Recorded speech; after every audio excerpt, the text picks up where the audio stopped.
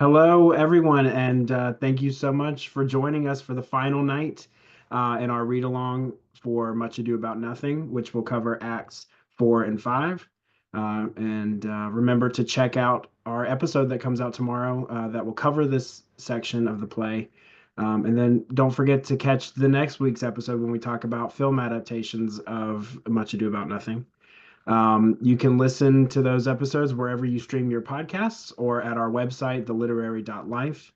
I'm not going to talk too much more, so we can get to the good stuff. Let's go ahead and dive in. I'm going to hand things off to our session leader, Joanna, and she's going to kick things off for us. So take it away. Act 4, Scene 1, the inside of a church. Enter Don Pedro, Don John, Leonardo, Friar Francis, Claudio, Benedict, Hero, Beatrice, etc. Come, Friar Francis, be brief, only to the plain form of marriage, and you shall recount their particular duties afterwards. You come hither, my lord, to marry this lady? No. To be married to her. Friar, you come to marry her. Lady, you come hither to be married to this count? I do. If either of you know any inward impediment why you should not be conjoined, I charge you on your souls to utter it. Know you any, Hero? None, my lord. Know you any, Count? I dare make his answer none. Oh, what men do dare, what men may do, what men daily do, not knowing what they do. How now? Interjections? Why then, some be of laughing as he. Stand thee by, friar. Father, by your leave, will you with free and unconstrained soul give me this maid, your daughter? As freely, son, as God did give her me. And what have I to give you back, whose worth may counterpoise this rich and precious gift? Nothing, unless you render her again. Sweet prince, you learn me noble thankfulness. There, Leonardo, take her back again. Give not this rotten orange to be your friend, to your friend. She's but the sign and semblance of her honor. Behold, how like a maid she blushes here. Oh, what authority and show of truth can cunning sin cover itself withal? Comes not that blood as modest evidence to witness simple virtue? Would you not swear, all you that see her, that she were a maid by these exterior shows? But she is none. She knows the heat of a luxurious bed. Her blush is guiltiness, not modesty. What do you mean, my lord? Not to be married, not to knit my soul to an unapproved wanton. Dear my lord, if you, in your own proof, have vanquished the resistance of her youth and made defeat of her virginity. I know what you would say if I have known her. You will say she did embrace me as a husband and so extenuate the forehand sin. No, Leonardo, I never tempted her with word too large, but as a brother to his sister showed bashful sincerity and comely love. And seemed I ever otherwise to you? Out on thee, seeming. I will write against it. You seem to me as Diane in her orb, as chaste as is the bud ere it be blown. But you are more intemperate in your blood than Venus, or those pampered animals that rage in savage sensuality. Is my lord well? Doth he does speak so wide? Sweet prince, why speak not you? What should I speak? I stand dishonored that have gone about to link my dear friend to a common stale. Are these things spoken, or do I but dream? Sir, they are spoken, and these things are true. This looks not like a nuptial. True. Oh, God! Leonardo, stand I here? Is this the prince? Is this the prince's brother? Is this face Harrow's? Are our eyes our own? All this is so. But what of this, my lord? Let me but move one question to your daughter, and by that fatherly and kindly power that you have in her, bid her answer truly. I charge thee do so, as thou art my child. Oh, God, defend me. How am I beset? What kind of catechizing call you this? To make you answer truly to your name. Is it not Harrow? Who can blot that name with any just reproach? Mary, that can, Harrow. Harrow itself can blot out Harrow's virtue. What man was he talked with you yesternight out at your window betwixt 12 and 1? Now, if you are a maid, answer to this. I talked with no man at that hour, my lord. Why then are you no maiden? Leonato, I am sorry you must hear, upon mine honor, myself, my brother, and this grieved count, did see her, hear her, at that hour last night, talk with a ruffian at her chamber window, who hath indeed, most like a liberal villain, confessed this vile encounters that they have had 1,000 times in secret. Fie, fie. They are not to be named, my lord, not to be spoken of. There is not chastity enough in language without offense to utter them. Thus, pretty lady, I'm sorry for thy much misgovernment. Oh, Harrow, what a Harrow hadst thou been, if half thy outward graces had been placed about thy thoughts and counsels of thy heart. But fare thee well, most foul, most fair. Farewell, thou pure impiety and impious purity. For thee I'll lock up all the gates of love, and on my eyelids shall conjecture hang, to turn all beauty into thoughts of harm, and never shall it be more gracious.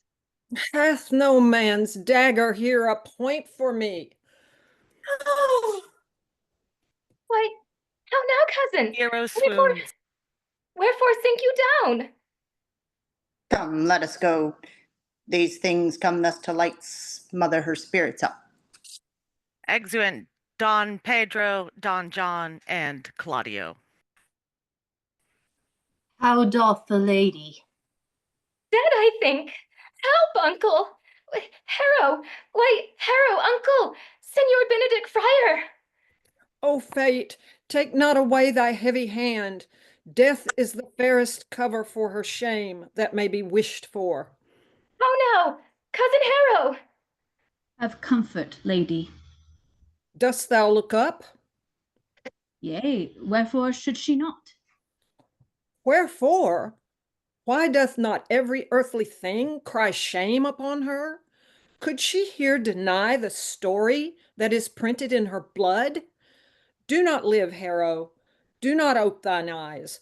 For did I think thou wouldst not quickly die, thought I thy spirits were stronger than thy shames, myself would, on the rearward of reproaches, strike at thy life. Grieved I had but one. Chide I for that at frugal nature's frame. Oh, one too much by thee. Why had I one? Why ever wast thou lovely in my eyes? Why had I not with charitable hand took up a beggar's issue at my gates, who smirched thus and mired with infamy? I might have said, no part of it is mine. This shame derives itself from unknown loins. But mine, and mine I loved, and mine I praised, and mine that I was proud on, mine so much that I myself was to myself not mine. Valuing of her, why, she is fallen into a pit of ink, that the wide sea hath drops too few to wash her clean again, and salt too little which may season give to her foul tainted flesh. Sir, be patient. For my part, I am so attired in wonder I know not what to say. Oh, on my soul, my cousin is belied. Lady, were you her bedfellow last night? No, truly not. Although until last night I have this 12-month been her bedfellow. Confirmed! Confirmed! Oh, that is stronger made which was before barred up with ribs of iron. Would the two princes lie, and Claudio lie, who loved her so that speaking of her foulness washed it with tears? Hence from her, let her die. Hear me a little, for I have only been silent so long, and given way unto this course of fortune, by noting of the lady. I have marked 1,000 blushing apparitions to start into her face, 1,000 innocent shames in angel whiteness bear away those blushes, and in her eye there hath appeared a fire to burn the airs that these princes hold against her maiden truth. Call me a fool, trust not my reading nor my observations, which with experimental seal doth warrant the tenure of my book. Trust not my age, my reverence, calling, nor divinity, if this sweet lady lie not guiltless here under some biting error. Friar, it cannot be. Thou seest that all the grace that she hath left is that she will not add to her damnation a sin of perjury. She not denies it. Why seekest thou then to cover with excuse that which appears in proper nakedness? Lady, what man is he you are accused of? They know that do accuse me. I know none. If I know more of any man alive than that which maiden modesty doth warrant, let all my sins lack mercy. O my father, prove you that any man with me conversed at hours unmeet, or that I yesternight maintained the change of words with any creature, refuse me, hate me, torture me to death. There is some strange misprison in the princes. 2 of them have the very bent of honor, and if their wisdoms be misled in this, the practice of it lives in John the bastard, whose spirits toil in frame of villainies. I know not. If they speak but truth of her, these hands shall tear her. If they wrong her honor, the proudest of them shall well hear of it. Time hath not yet so dried this blood of mine, nor aged so eat up my invention, nor fortune made such havoc of my means, nor my bad life reft me so much of friends, but they shall find awaked in such a kind, both strength of limb and policy of mind, ability and means, and choice of friends, to quit me of them thoroughly. Pause a while, and let my counsel sway you in this case. Your daughter here the princes left for dead. Let her a while be secretly kept in, and publish it that she is dead indeed. Maintain a mourning ostentation, and on your family's old monument hang mournful epitaphs, and do all rites that appertain unto a burial. What shall become of this? What will this do? Mary, this well carried shall on her behalf change slander to remorse. That is some good. But not for that dream I on this strange course, but on this travail look for greater birth. She, dying, as it must be so maintained, upon the instant that she was accused, shall be lamented, pitied, and excused of every hearer. For it so falls out that what we have we prize not to the worth whilst we enjoy it, but being lacked and lost, why then we rack the value, then we find the virtue that possession would not show us whilst it was ours. So will it fare with Claudio. When he shall hear she died upon his words, the idea of her life shall sweetly creep into his study of imagination, and every lovely organ of her life shall come apparelled in more precious habit, more moving, delicate, and full of life into the eye and prospect of his soul than when she lived indeed. Then shall he mourn, if ever love had interest in his liver, and wish he had not so accused her, no, though he thought his accusation true. Let this be so, and doubt not but success will fashion the event in better shape than I can lay it down in likelihood. But if all aim but this be levelled false, The supposition of the lady's death will quench the wonder of her infamy. And if it sort not well, you may conceal her, as best befits her wounded reputation in some reclusive and religious life, out of all eyes, tongues, minds, and injuries. Signor Leonato, let the friar advise you. And though you know my inwardness and love is very much unto the prince and Claudio, yet by mine honor I will deal in this as secretly and justly as your soul should with your body. Being that I flow in grief, the smallest twine may lead me. 'Tis well consented. Presently away. For to strange sores strangely they strain the cure. Come, lady, die to live. This wedding day perhaps is but prolonged. Have patience and endure. Exeunt Friar, Hero, and Leonato. Lady Beatrice, have you wept all this while? Yea, and I will weep a while longer. I will not desire that. You have no reason. I do it freely. Surely I do believe your fair cousin is wronged. How much might the man deserve of me that would right her? Is there any way to show such friendship? A very even way, but no such friend. May a man do it? It is a man's office, but not yours. I do love nothing in the world so well as you.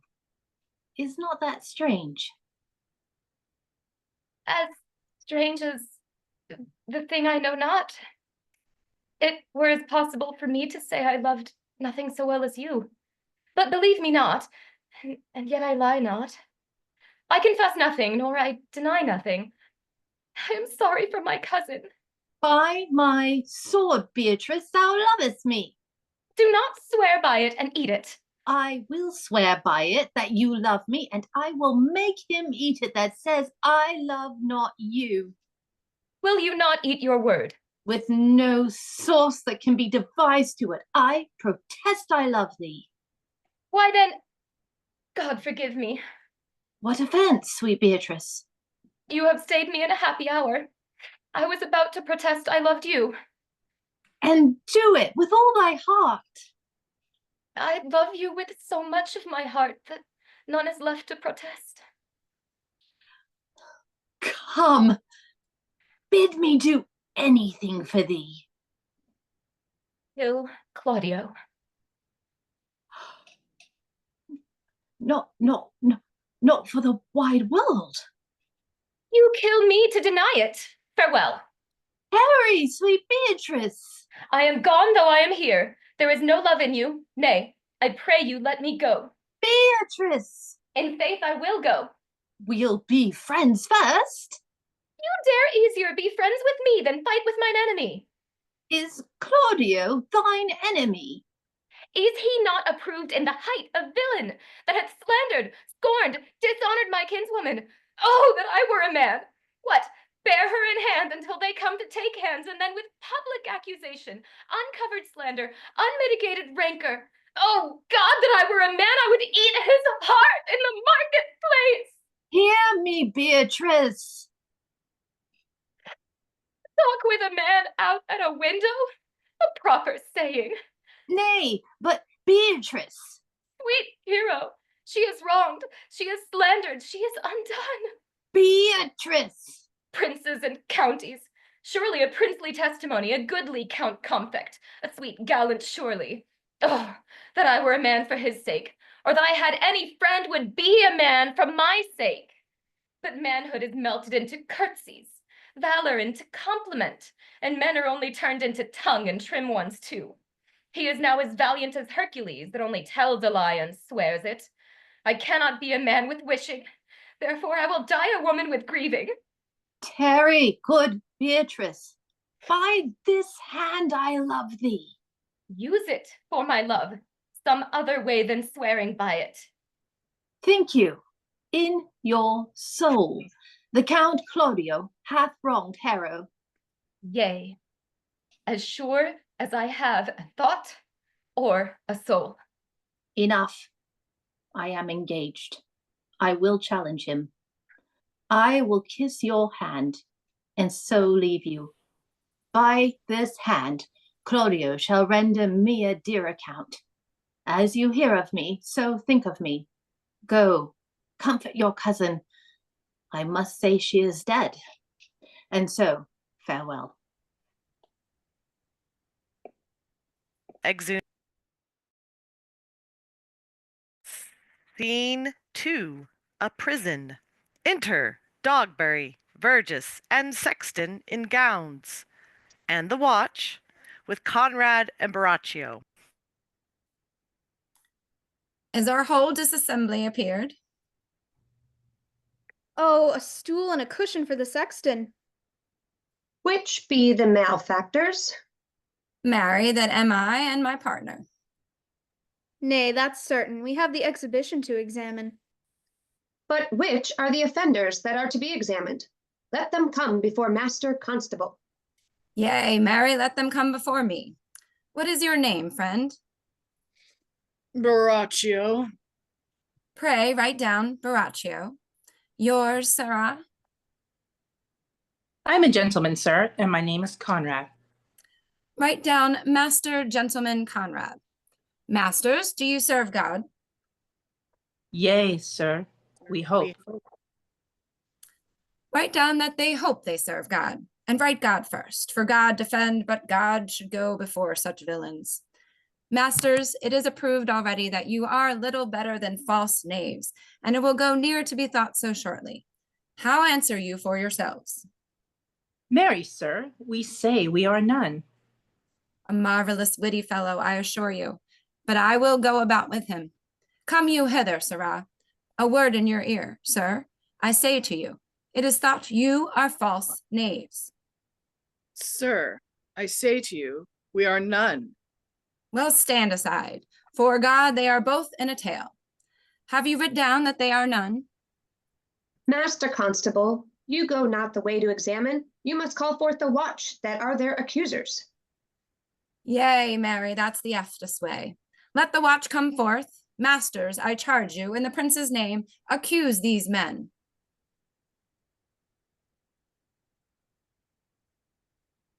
This man said, sir, that Don John, the prince's brother, was a villain. Write down Prince John a villain. Why, this is flat perjury to call a prince's brother villain. Master Constable. Pray thee, fellow, peace. I do not like thy look, I promise thee. What heard you him say else?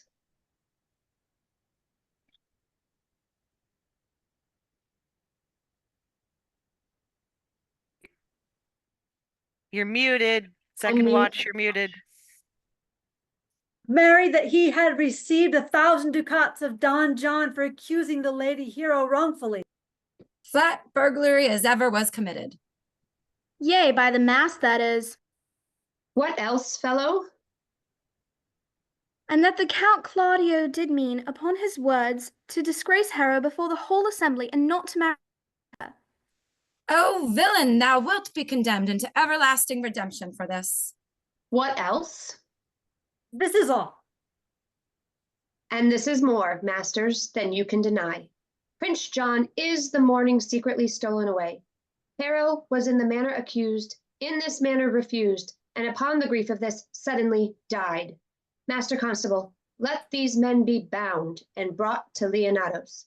I will go before and show him their examination. Exit. Come, let them be opinioned. Let them be in the hands. Off, coxcomb. God's my life, where's the sexton? Let him write down the prince's officer coxcomb. Come, bind them, thou naughty varlet. Away, you are an ass. You are an ass. Dost not thou suspect my place? Dost thou not suspect my years? Oh, that he were here to write me down an ass. But masters, remember that I am an ass. Though it be not written down, yet forget not that I am an ass. Know, thou villain, thou art full of pity, piety, as shall be proved upon thee by good witness. I am a wise fellow, and which is more, an officer, and which is more, a householder, and which is more, as pretty a piece of flesh as any in Messina, and one that knows the law go to, and a rich fellow enough go to, and a fellow that hath had losses, and one that hath 2 groans, and everything handsome about him. Bring him away. Oh, that I had been writ down an ass. Exeunt. Act 5, Scene 1. Before Leonato's house. Enter Leonato and Antonio. If you go on thus, you will kill yourself, and 'tis not wisdom thus to second grief against yourself. I pray thee, cease thy counsel, which falls into mine ears as profitless as water in a sieve. Give me not counsel, nor let no comforter delight mine ear, but such a one whose wrongs do suit with mine. Bring me a father that so loved his child, whose joy of her is overwhelmed like mine, and bid him speak of patience. Measure his woe the length and breadth of mine, and let it answer every strain for strain, and thus for thus, and such a grief for such, in every lineament, branch, shape, and form. If such a one will smile, and stroke his beard, and sorrow wag, cry him when he should groan, patch grief with proverbs, make misfortune drunk with candle wasters, bring him yet to me, and I of him will gather patience. But there is no such man, for brother, men can counsel and speak comfort to that grief which they themselves not feel, but tasting it, their counsel turns to passion, which before would give perceptual medicine to rage, fetter strong madness in a silken thread, charm ache with air and agony with words. No, no, 'tis all men's office to speak patience to those that wring under the load of sorrow, but no man's virtue nor sufficiency to be so moral when he shall endure the like himself. Therefore, give me no counsel. My griefs cry louder than advertisement. Therein do men from children nothing differ. I pray thee peace. I will be flesh and blood, for there was never yet philosopher that could endure the toothache patiently, however they have writ the style of gods and made a push at chance and sufferance. Yet bend not all the harm upon yourself, make those that do offend you suffer too. There thou speakst reason. Nay, I will do so. My soul doth tell me Hero is belied, and that shall Claudio know, so shall the prince, and all of them that thus dishonor her. Here comes the prince and Claudio hastily. Enter Don Pedro and Claudio.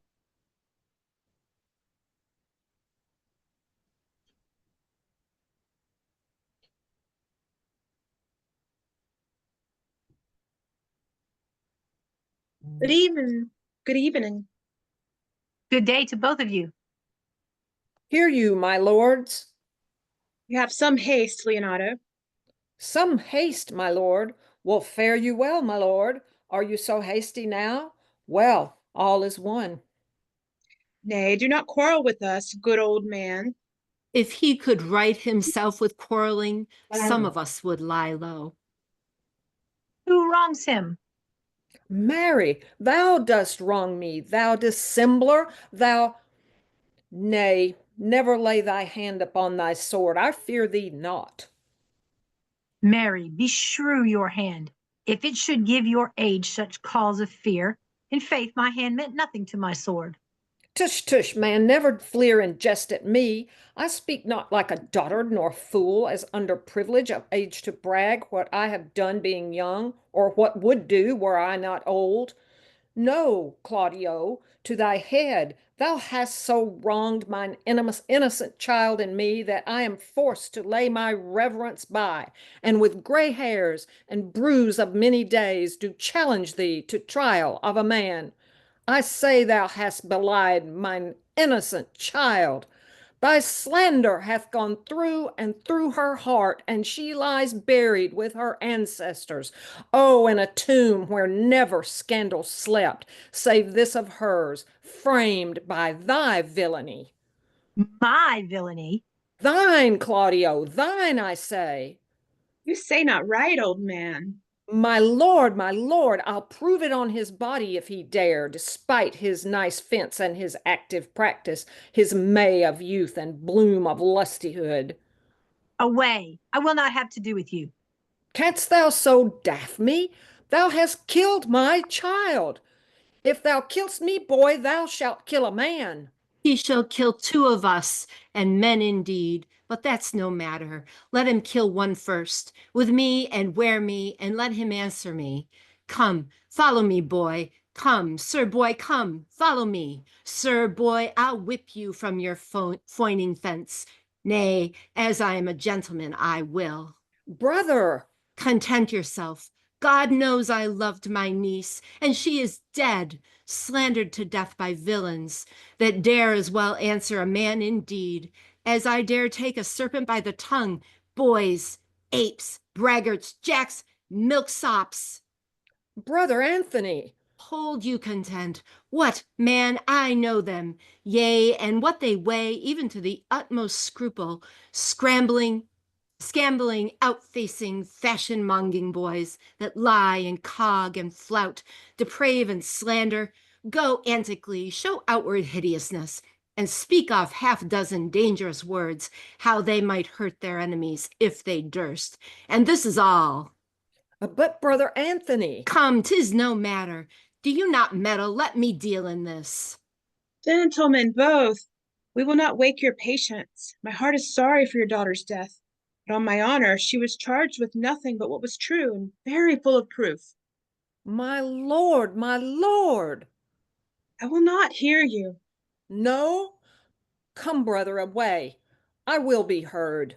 And shall, or some of us will smart for it. Exeunt Leonato and Antonio. Enter Benedict. We see, here comes the man we went to seek. Now, Signor, what news? Good day, my lord. Welcome, Signor. You are almost come to part, almost a fray.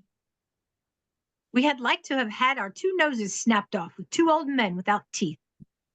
Leonato and his brother, what thinkest thou? Had we fought, I doubt we should have been too young for them. In a false quarrel, there is no true valor.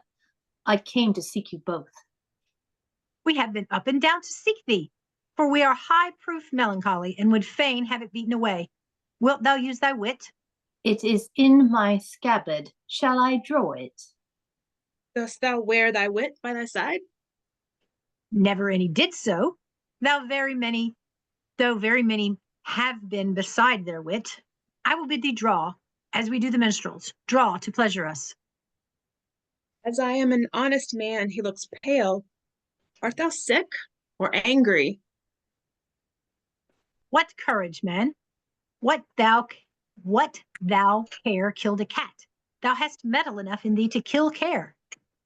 Sir, I shall meet your wit in the career, and you charge it against me.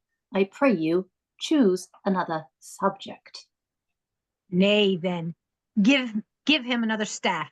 This last was broke cross. By this light, he changes more and more. I think he be angry indeed. If he be, he knows how to turn his girdle. Shall I speak a word in your ear? God bless me from a challenge. Aside to Claudio. You are a villain, I jest not.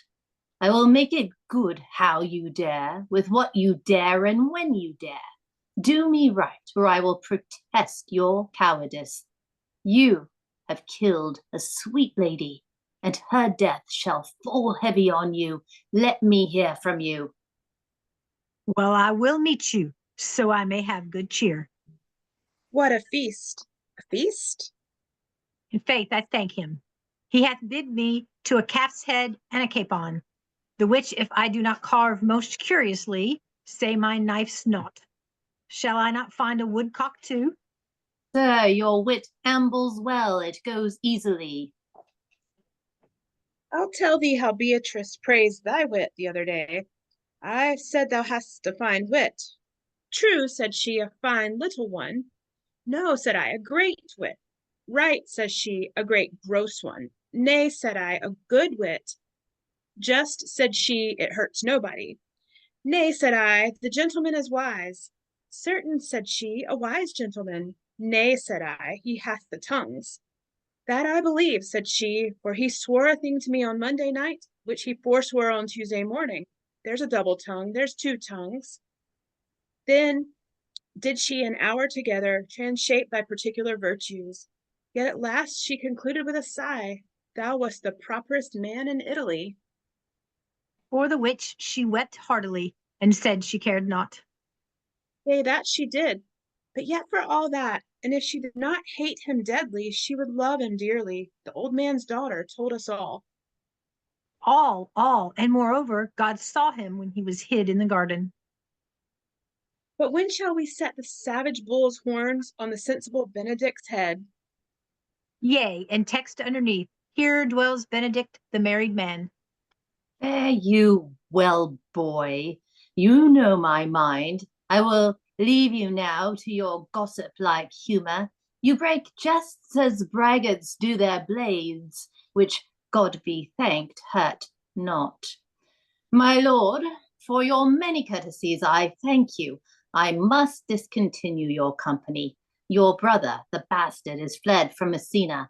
You have among you killed a sweet and innocent lady. For my Lord Lackbeard there, he and I shall meet, and until then, peace be with him. Exit Benedict. He is in earnest. In most profound earnest, and I'll warrant you, for the love of Beatrice. And hath challenged thee. Most sincerely. What a pretty thing man is when he goes in his doublet and hose and leaves off his wit. He is then a giant to an ape, but then is an ape a doctor to such a man? But soft you, let me be.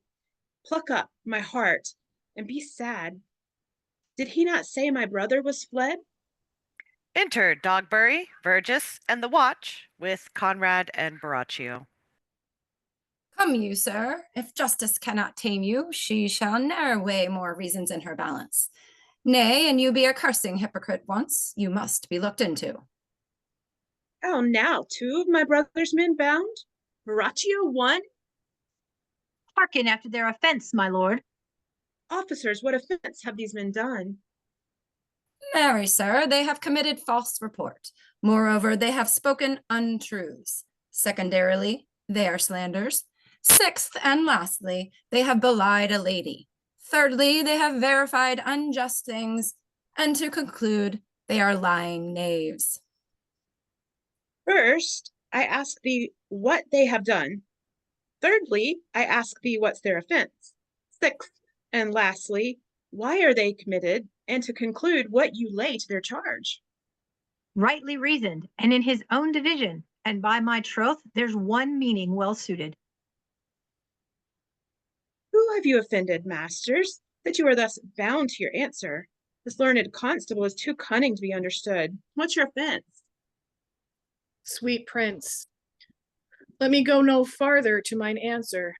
Do you hear me? And let this count kill me. I have deceived even your very eyes. What your wisdoms could not discover, these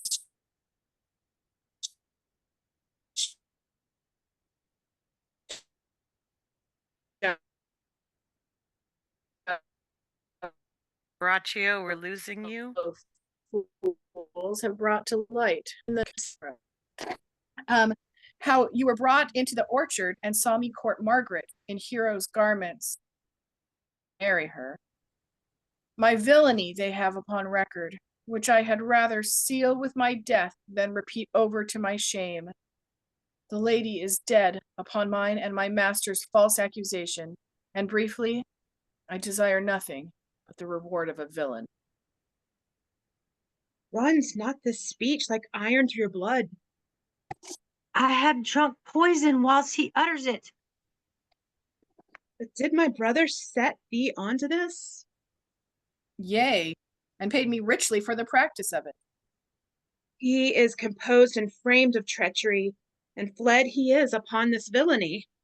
Sweet Harrow, now thy image doth appear in the rare semblance that I loved it first. Come, bring away the plaintiffs. By this time our sexton hath reformed Signor Leonato of the matter. And masters, do not forget to specify when time and place shall serve that I am an ass. Here comes Master Signor Leonato, and the sexton too.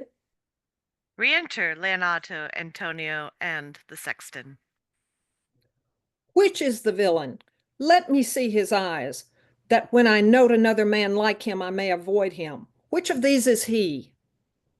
If you would know your wronger, look on me.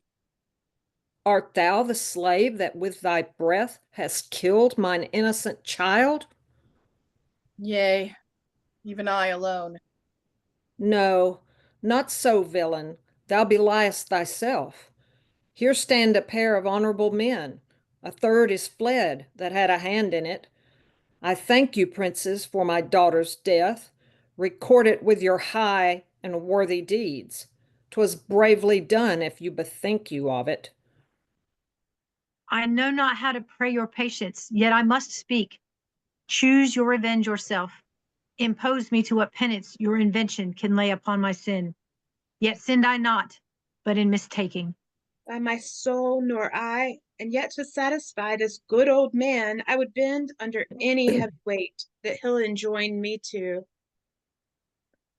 I cannot bid you bid my daughter live. That were impossible. But I pray you both, possess the people in Messina here how innocent she died. And if your love can labor aught in sad invention, hang her an epitaph upon her tomb, and sing it to her bones. Sing it tonight. Tomorrow morning come you to my house, and since you could not be my son-in-law, be yet my nephew. My brother hath a daughter, almost the copy of my child that's dead, and she alone is heir to both of us. Give her the right you should have given her cousin, and so dies my revenge. Oh, noble sir, your overkindness doth wring tears from me. I do embrace your offer, and dispose for henceforth of poor Claudio. Tomorrow, then, I will expect your coming. Tonight I take my leave. This naughty man shall face to face be brought to Margaret, who I believe was packed in all this wrong, hired to do it by your brother. No, by my soul she was not, nor knew not what she did when she spoke to me, but always hath been just and virtuous in anything that I do know by her. Moreover, sir, which indeed is not under white and black, this plaintiff here, the offender, did call me an ass. I beseech you, let it be remembered in his punishment. And also the watch heard them talk of one deformed. They say he wears a key in his ear and a lock hanging by it, and borrows money in God's name, the which he hath used so long and never paid, that now men grow hard-hearted, and will lend nothing for God's sake. Pray you, examine him upon that point. I thank thee for thy care and honest pains. Your worship speaks like a most thankful and reverent youth, and I praise God for you. There's for my pains. God save the foundation. Go, I discharge thee of thy prisoner, and I thank thee. I leave an errant knave with your worship, which I beseech your worship to correct yourself for the example of others. God keep your worship. I wish your worship well. God restore you to health. I humbly give you leave to depart, and if a merry meeting may be wished, God prohibit it. Come, neighbor. Exeunt Dogberry and Verges. Until tomorrow morning, lords, farewell. Farewell, my lords. We look for you tomorrow. We will not fail. Tonight, I'll mourn with Harrow. Exeunt Don Pedro and Claudio.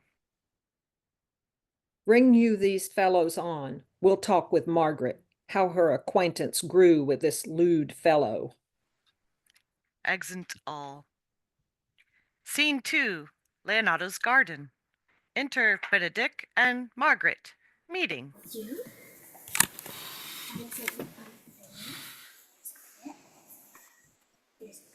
Pray thee, sweet mistress Margaret, deserve well at my hands by helping me to the speech of Beatrice. Will you then write me a sonnet in praise of my beauty? In so high a style, Margaret, that no man living shall come over it, for in most comely truth thou deservest it. To have no man come over me? Why shall I always keep below stairs? Thy wit is as quick as the greyhound's mouth it catches. And yours as blunt as the fencer's foils, which hit, but hurt not. A most manly wit, Margaret. It will not hurt a woman. And so, I pray thee, call Beatrice. I give thee the bucklets. Give us the swords. We have bucklers of our own. If you use them, Margaret, you must put in the pikes with a vice, and they are dangerous weapons for maids. Well, I will call Beatrice to you, who I think hath legs.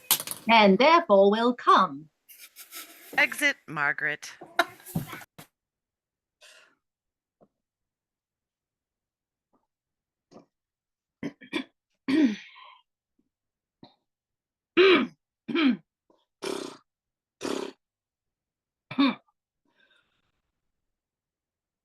The God of love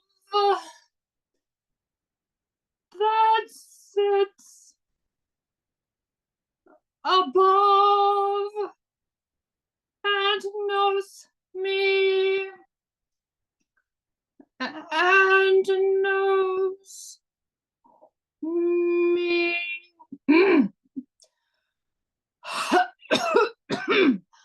How pitiful I deserve. I mean in singing, but in loving. Leander, the good swimmer, Troilus, the first employer of pandas, and a whole book full of these quondam carpet mongers whose names yet run smoothly in the even road of a blank verse. Why, they were never so truly turned over and over as my poor self in love. Marry, I cannot show it in rhyme. I have tried. I can find out no rhyme to lady, but baby, an innocent rhyme. For scorn, horn, a hard rhyme. For school, fool, a babbling rhyme. Very ominous endings. No, I was not born under a rhyming planet, nor I cannot woo in festival terms. Enter Beatrice.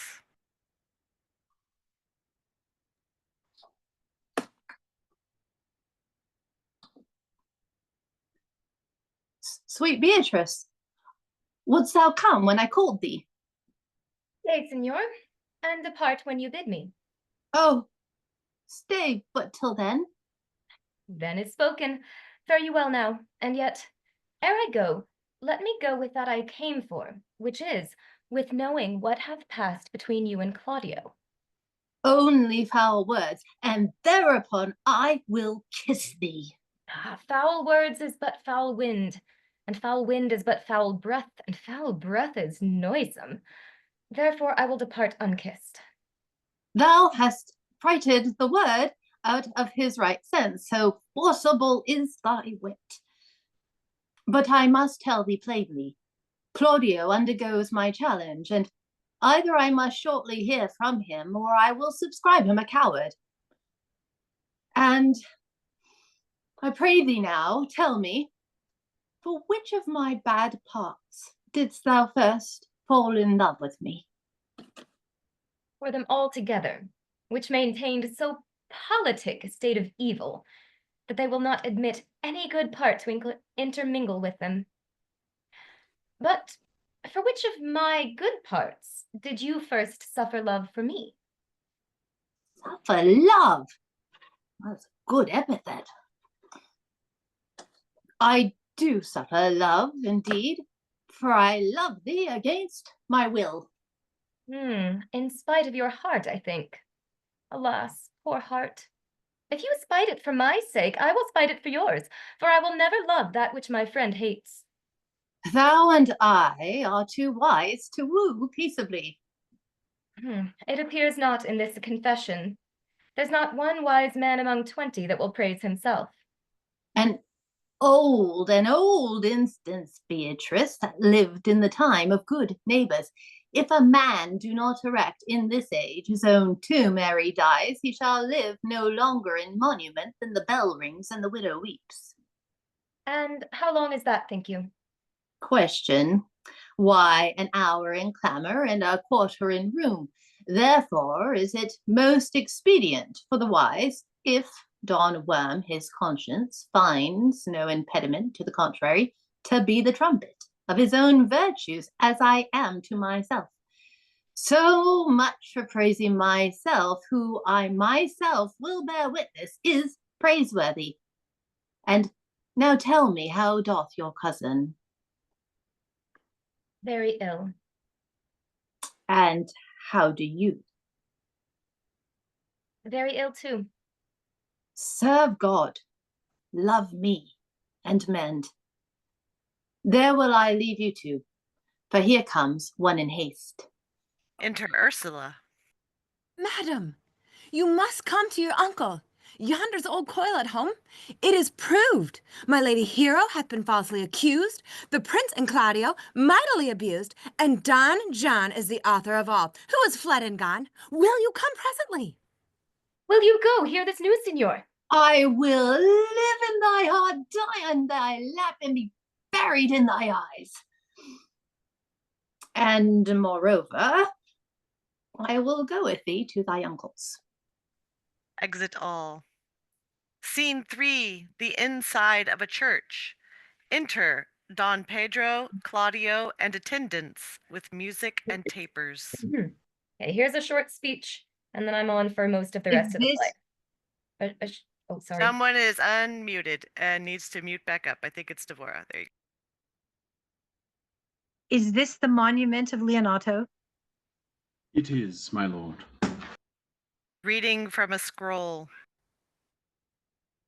Done to death by slanderous tongues was the hero that here lies. Death, in guerdon of her wrongs, gives her fame which never dies. So the life that died with shame lives in death with glorious fame. Hang thou there upon the tomb, praising her when I am dumb. Now music, sound, and sing your solemn hymn.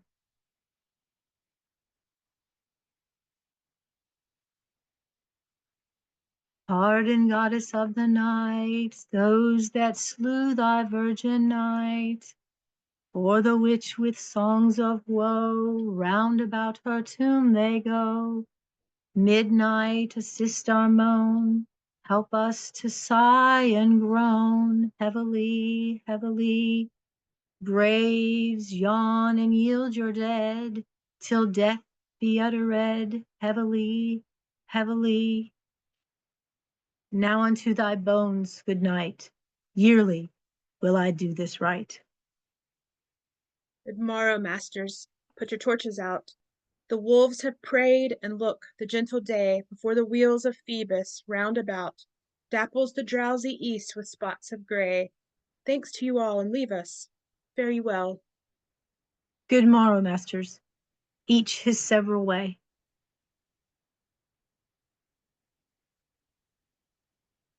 Come, let us hence, and put on other weeds, and then to Leonato's we will go. And Hymen now with luckier issue speeds than this for whom we rendered up this woe. Exeunt. Scene 4, a room in Leonato's house. Enter Leonato, Antonio, Benedict, Beatrice, Margaret, Ursula, Friar Francis, and Harrow.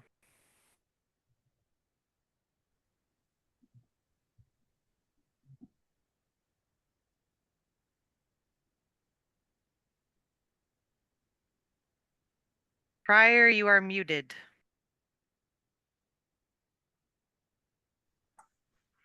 Did not I tell you she was innocent?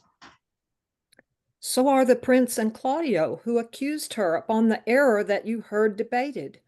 But Margaret was in some fault for this, although against her will, as it appears in the true course of all the question.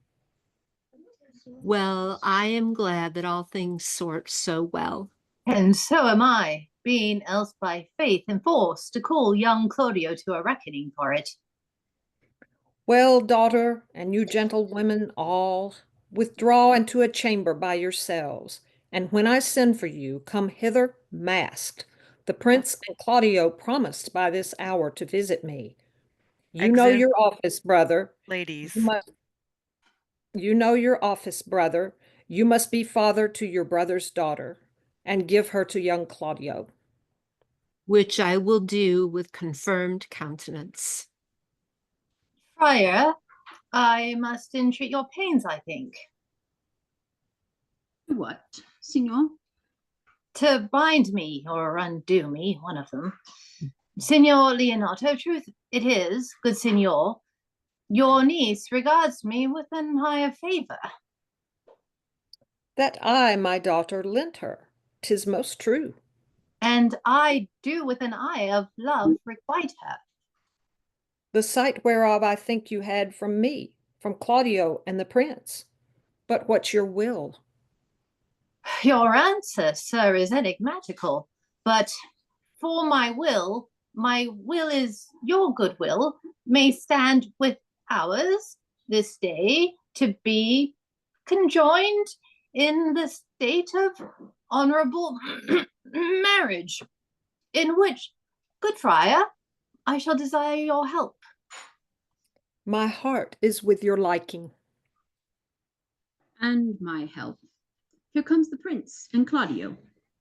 Enter Don Pedro and Claudio with attendants.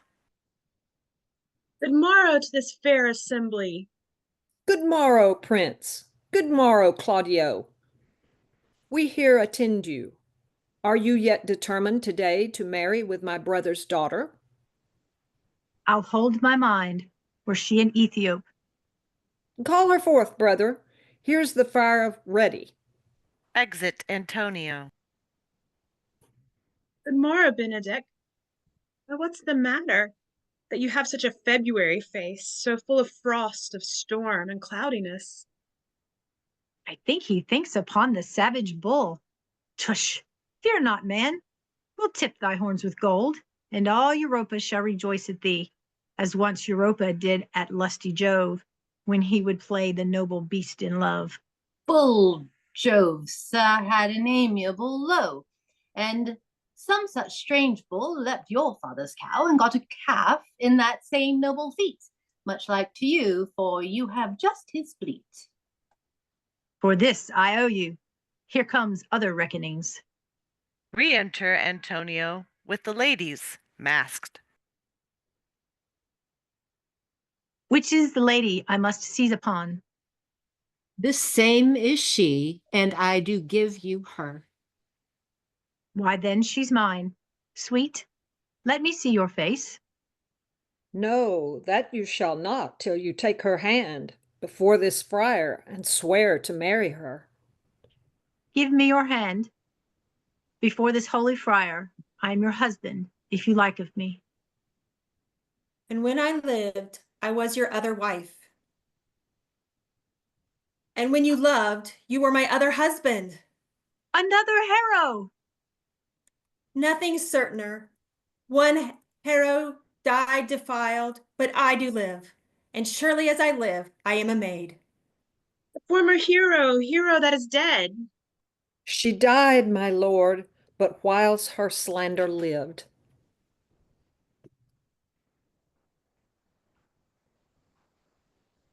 All this amazement I can qualify, when after that the holy rites are ended. I'll tell you largely of fair Hero's death. Meantime, let wonder seem familiar, and to the chapel let us presently.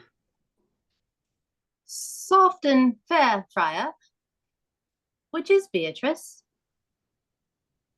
Beatrice unmasking. I answer to that name. What is your will? Do not you love me? Why, no. No more than reason. Why, then your uncle and the prince and Claudio have been deceived, for they swore you did. Do not you love me? Troth, no, no more than reason. Why then, my cousin Margaret and Ursula are much deceived, for they did swear you did. They swore that you were almost sick for me. They swore that you were well nigh dead for me. 'Tis no such matter. Then you do not love me? No, truly, but in friendly recompense. Come, cousin, I am sure you love the gentleman. And I'll be sworn upon it that he loves her. For here's a paper written in his hand, a halting sonnet of his own pure brain fashioned to Beatrice. And here's another, writ in my cousin's hand, stolen from her pocket, containing her affection unto Benedict.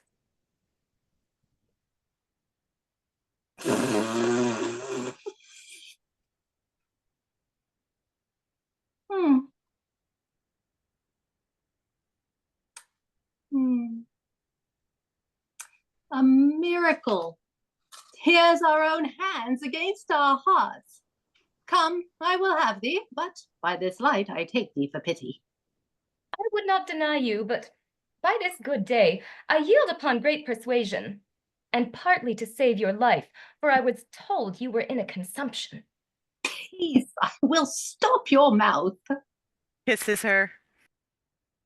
I'll tell thee what, Prince. A college of wit crackers cannot flout me out of my humour. Dost thou think I care for a satire or an epigram? No, if man will be beaten with brains, it shall wear nothing handsome about him. In brief, since I do propose to marry, I will think nothing to any purpose than the world can say against it, and therefore never flout at me for what I have said against it, for man is a giddy thing, and this is my conclusion. For thy part, Claudio, I did think to have beaten thee, but in that thou art like to be my kinsman, live unbruised, and love my cousin.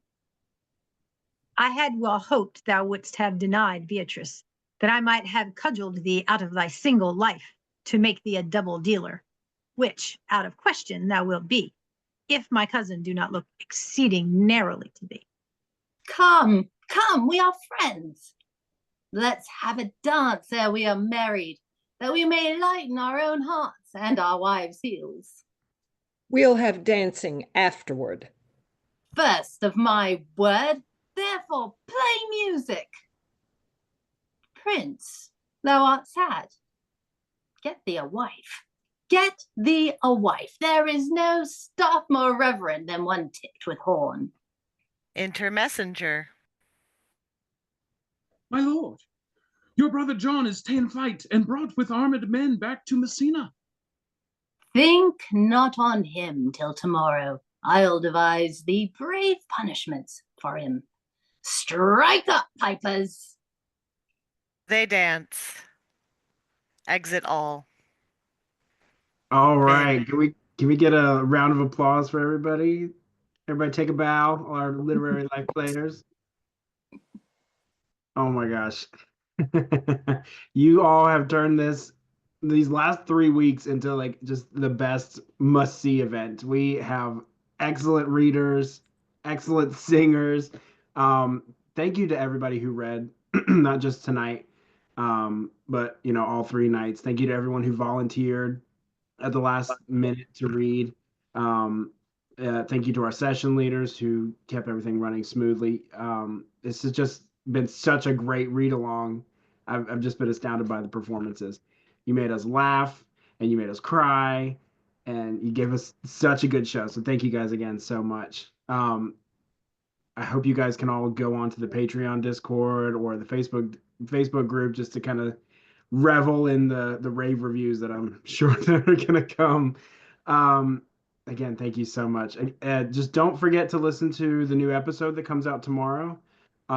on Acts 4 and 5, and that'll wrap up the play, Much Ado About Nothing. Thank you all again, and have a great night. Hope to see you guys at our next read along, whenever that will be. So, thanks, guys.